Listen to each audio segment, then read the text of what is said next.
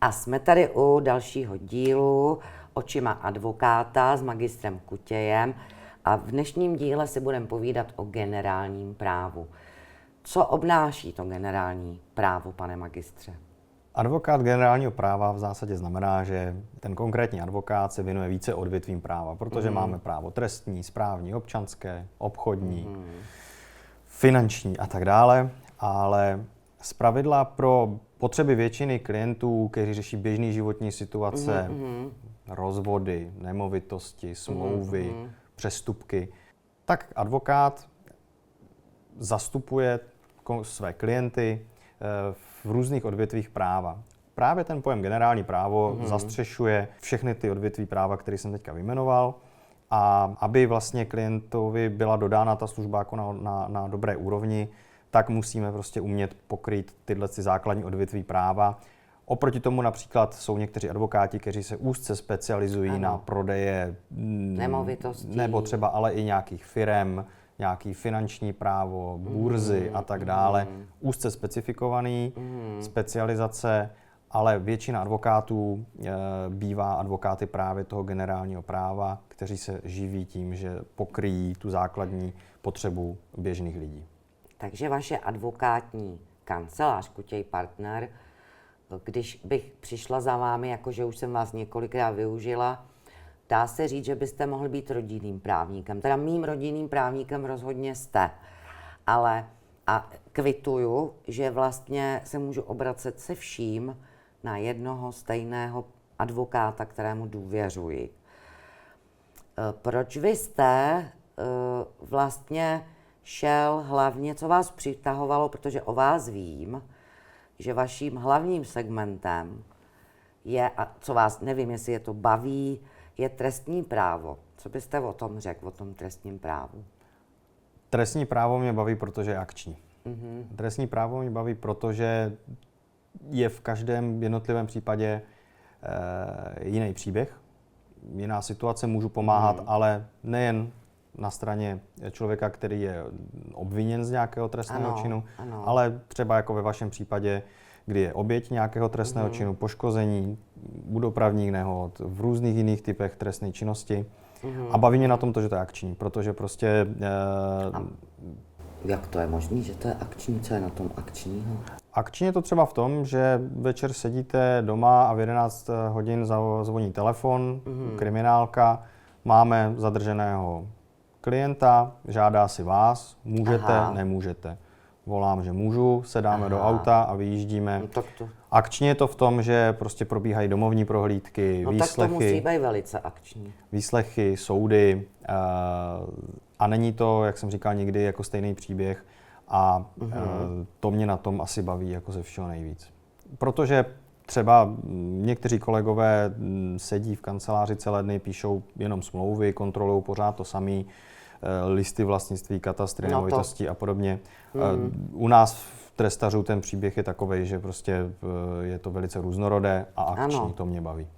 Mě tedy uklidnilo, ať jsem byla obětí trestného činu stalkingu, nebo že na mě byla podaná bagatelní žaloba, tak na druhou stranu jsem si řekla, že už jsem vlastně z toho práva zažila mnohé, ale ještě se mi nepodařilo, aby na mě byl podán trestní oznámení, což je dneska velice módní, že se neustále vyhrožuje trestním oznámením i na sociálních sítích a že nedej bože jsem nikdy neseděla v celé předběžného zařízení, jak se to říká?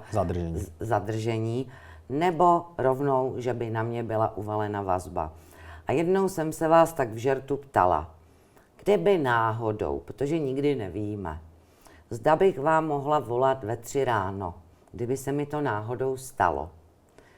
Takže vy asi pro tu stálou klientelu jste k dispozici i, to jste mě teda aspoň, pane magistře, ujistil, že jste pro mě 24 hodin 7 dní v týdnu. Je to tak.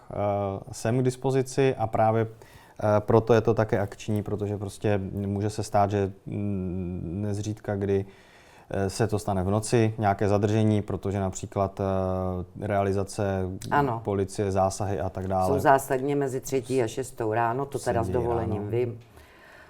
Asi teda z těch detektivek, to vím. A v tomhle zrovna je i ta praxe.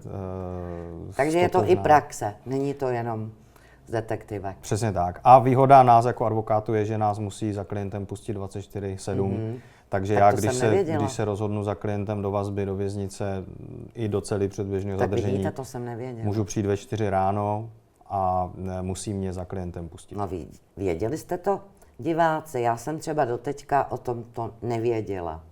No tak to jste mě trošku uklidnil, že i do cely předběžného a tohle neumím říct, za zadržení. A ještě jsem si všimla, že ve vašich titulech přibyly 3 písmenka za jménem a to je Kutěj, magistr Kutěj LLM. Co to znamená, pane magistře, to LLM? LLM je doplňující titul, je to postgraduální zaměření specifické na určitou oblast práva. Já konkrétně to LLM mám ze zdravotnického práva, tedy absolvoval jsem rozšířené studium zaměřené na práva pacientů, obecně zdravotní služby, zdravotnickou dokumentaci, zkrátka dobře, co se týká nějakých úrazů ve vztahu k poskytnutí správné, nesprávné lékařské péče a podobně. Aha, takže vlastně vaši klienti nebo i neklienti, pokud si vás najdou, vaší kancelář, můžou využít i třeba k tomu se jednou bych ráda se vrátila, že moje maminka zemřela za velmi podivných okolností, ale tím, jak jsem já vlastně truchlila, tak jsem nenašla sílu ani oporu v tom, ač mám teda dekurs, stále jsem si vyžádala dekurs, tak jsem nenašla sílu jako oběť toho, součást toho,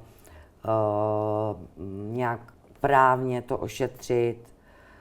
I v těchto případech můžete těm klientům pomoct? Minimálně v té rovině se určitě můžeme na ten případ podívat, zjistit, jestli skutečně tam na první dobrou něco svítí špatně, něco nesvítí špatně a podle toho, jak to vyhodnotíme, tak umíme i pomoct. Pro mě je toto téma velice zajímavé a budu ráda, když si na to ještě uděláme čas a na toto téma se podíváme. Tak tohle bylo o generálním právu a příště se podíváme třeba na role v trestním právu, v trestním řízení. To bude velice zajímavé, nemyslíte?